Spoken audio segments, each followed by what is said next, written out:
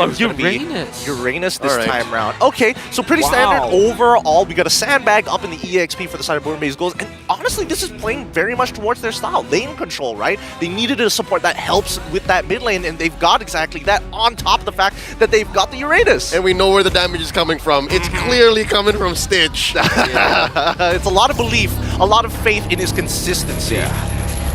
You know, I think I like the Uranus because there's no legitimate Uranus killer from the side of AP BREN.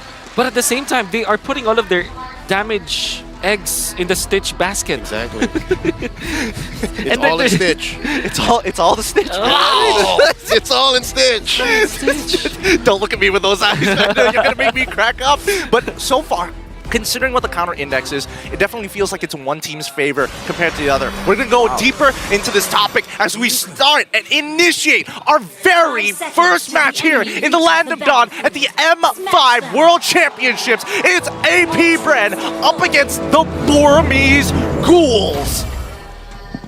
Welcome to Can't imagine that the early game should be the target here for at least for BURMESE GHOULS. They want to secure this because they're rocking the Brody with the Angela. And I'm actually thinking, like, what should be the good vehicle for the Angela? Obviously, you want to do it with the Gwyn, but at the same time, the Gwyn is more of a very committal. It's like a kiting kind of hero where you commit your ultimate to get out. You don't really necessarily stay in front. So maybe it's the Brody that should be the vehicle now for BURMESE GHOULS, because at least you will maximize the effect of the Angela on this Brody. I mean, from the way that I see it, early flicker coming out from Blink X just for Litho Wanderer. It's not going to be a big deal for now. He's not going to reach level 4 in time for the upcoming turtle, but at the very least, we know where BURMESE GHOULS are going to be leaning towards on the map. Something is bothering me. The fact that AP BREN are investing in Wilderness Blessing, they're going to have so much faster rotations, and that's going to exacerbate the fact that they have so much range. That's going to be another problem that the BURMESE GHOULS have to deal with. I mean, it's one of those situations. We even saw this during the wildcards that a majority of teams towards the last few days started switching over to Wilderness Blessing because it just shows how important it is to win out these neutral fights. Oh, wow. Nico can't even catch a break. Ogwyn and Kyle steal away his small camp. Okay. Now, this means that AP BREN are in a very comfortable spot, because I think that they have the better late game. They have the Varia as well as the Claude, very strong in the latter portions of the game. And the fact that they are not getting invaded by BURMESE GHOULS, especially this Nolan, I think this is a good sign. But obviously, everything will change come the first turtle fight.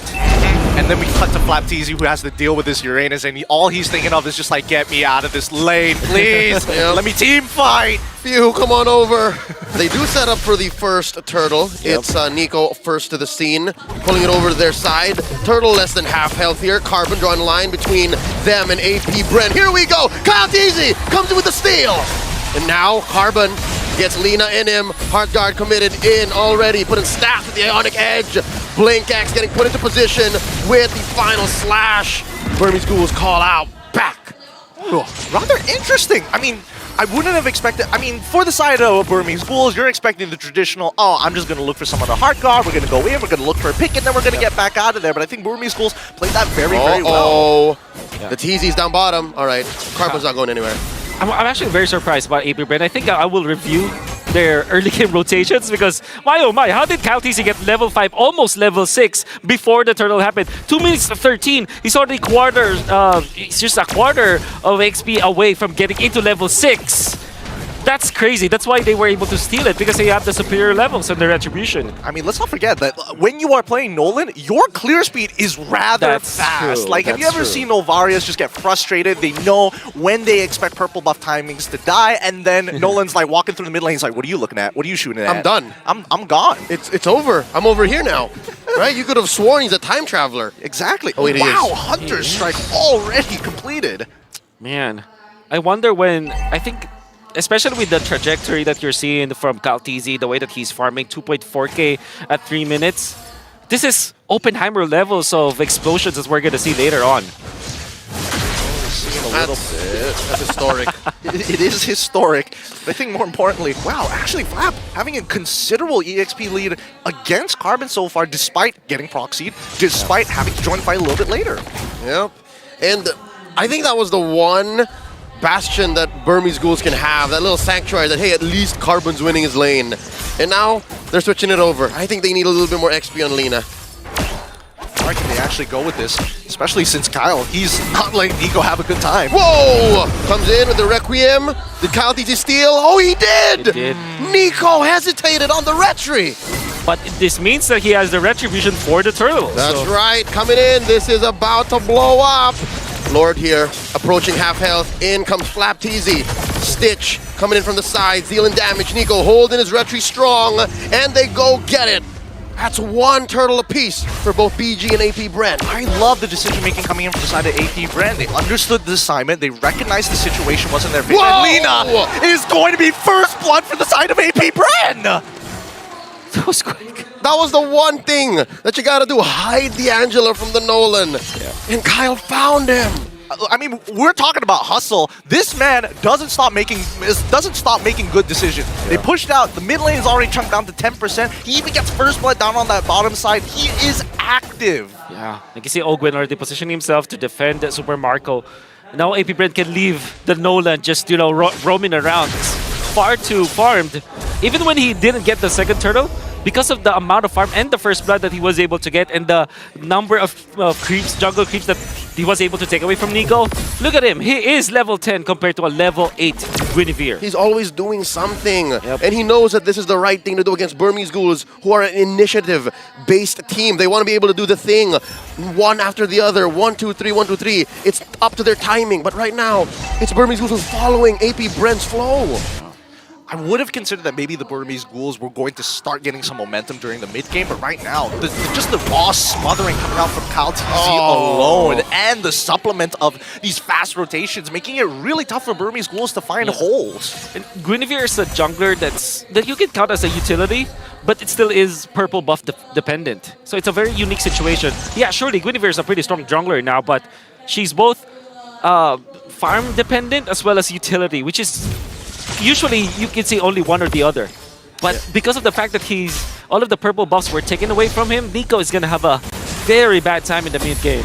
Speaking of which, I mean, we were looking at mid lane Carbon. Might just get caught out here. Coming in, the conceal, committed, final slash. Carbon gets a heart guard in him. Lina to the rescue. This Uranus ain't going anywhere. Blink holding this pixel brush, spotted by the Astral Echoes. Turtle getting beaten down. Burmese Ghouls pushing forward. Flap Easy from the back looking for an angle. Nico wants to get it. Retribution is good. Nico scores it. And down goes Lina. That's a blazing duet considerably, dealing a lot of damage early on. Blink goes down. Ogwen gets the kill. Ogwen still staying in the vicinity. Carbon goes 3-0. AP BREN 3K ahead. Man, that was such a clean fight coming in from AP BREN. I mean, at the end of the day, Burmese Ghouls got the neutral objective, but at what cost? They will eventually get their orange buff, I believe, Nico. And Stitch stayed alive. So those are just some consolation prizes for Burmese Ghouls, but Gideon painted it well. It was a perfect team fight coming up from AP BREN. They abused the fact that Burmese Ghouls needs to get in and get out. It's like a kiting kind of a team fight formation for Burmese Ghouls, and we are going to see it through the replay. A little bit of a clash happening down. We'll see later. Look at that beautiful retribution, but after the initiation coming out from Nico, there's no follow-up because Stitch was zoned out by two members of AP BREN. Yeah, surely the Brody didn't die, but he didn't fulfill his job, he didn't basically. Get to do the thing. Which you need to do it as the Brody in the early game. Oh, it's tough. Coming in. Got the stacks in. Not going to commit everything. Burmese Ghouls playing with the range. And I think that's what also helped AP BREN win that perfect team fight, as you gentlemen were saying. They have so much range, they have so much diverse initiations that it spaces out Stitch. Yeah, it really does. I mean, Nico didn't have his ult to actually follow up and start a new fight, but in the meantime, at least they got a shutdown on towards Kyle TZ at the attempt of attacking that purple buff side from Burmese Ghouls. At the very least, we're seeing that Burmese Ghouls are scaling, right? 2 items already completed for the side of Brody, maybe a 3rd one on the way, and at this point, it's starting to get real dangerous, especially when you see Brody nearby. Okay, not only for AP BREN, but at the same time, Burmese Ghouls, if they just realize that this is actually their power spike, they need to make the moves now. Fortunately, they have this Uranus that can actually be the vision provider around the Lord area. And the fact that they have taken out the turtles rather quickly, this means that the Lord is spawning also rather early. Oh, and AP BREN know that this timing is key. Blink looking to get into that because AP BREN, they have the advantage coming in. They catch one. Ogwin in the skies. Carbon gets his eyes on him. I'm offended. They're trying to burst down the Roamer. They're trying to take down the Edith. And the Lord gets reset. Yep. AP BREN calling it off. I like this plan a lot, honestly. Oh! Final slash coming in. Carbon, he's in jeopardy. Gets the heart guard in just in the right time. Fifth of his health coming back up, down to half. Nico commits. Both teams playing footsies, dancing around the Lord. And oh, so many ults spent from both sides, but neither have the advantage. Ogwin gets the Earth Shatter. Lord at half health, pulled just about an inch out, gets another reset. Stitch, a third of his health left. Not a good fight. Wow, the first reset was great from AP BREN. I think it was very smart. The second reset is weird, but now Burmese Ghouls, oh, they reset because they know that their lanes are in their favor. I mean, they found it. It might even get picked. Blink, oh, gets spotted, gets bursted down. Super Marco gets the kill, and they're still going. Carbon keeping up, playing footsies with 3. In goes the old count. Easy gets the Lord. This should be a retreat from the Burmese Ghouls, and they get sent down into the ground, but not for long because Carbon's still alive. Oh, gets taken down. Stitch as well in the back line. Few gets him. Flapped easy, punished by Lena, but it's just too little too late. Ooh, what a great bait coming in for Super Marco to actually force in one more kill from the side of the Burmese Ghouls. He was playing on a fine line. What a reset coming out from AP BREN. At first glance, you would think that the second reset was weird, but then if you look at the map, the lanes are going to be pressured against Burmese Ghouls side, and that meant that Burmese Ghouls needed to disperse. And then AP BREN also took advantage of the massive XP difference.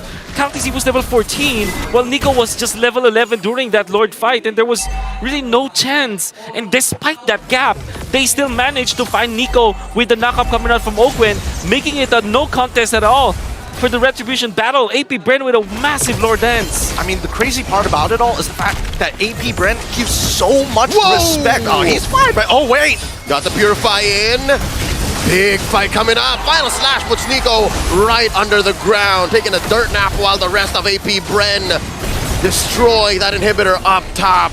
They're moving along. Lord's still standing. I'm telling you, AP BREN are playing so respectful. I feel like in these types of situations with this kind of a lead, they start getting right up into your face. But against Burmese Ghouls, they're forcing out resources. They're starving them out. They're trying to burst down Stitch in the middle of their base. Oh, there's an onward. Carbon gets sent into the skies. Heart guard into him. Super Marco still barreling away. Blink looking for the pull. Still does not have the ult. Flapteezy down. Torn apart memory, tearing him in half.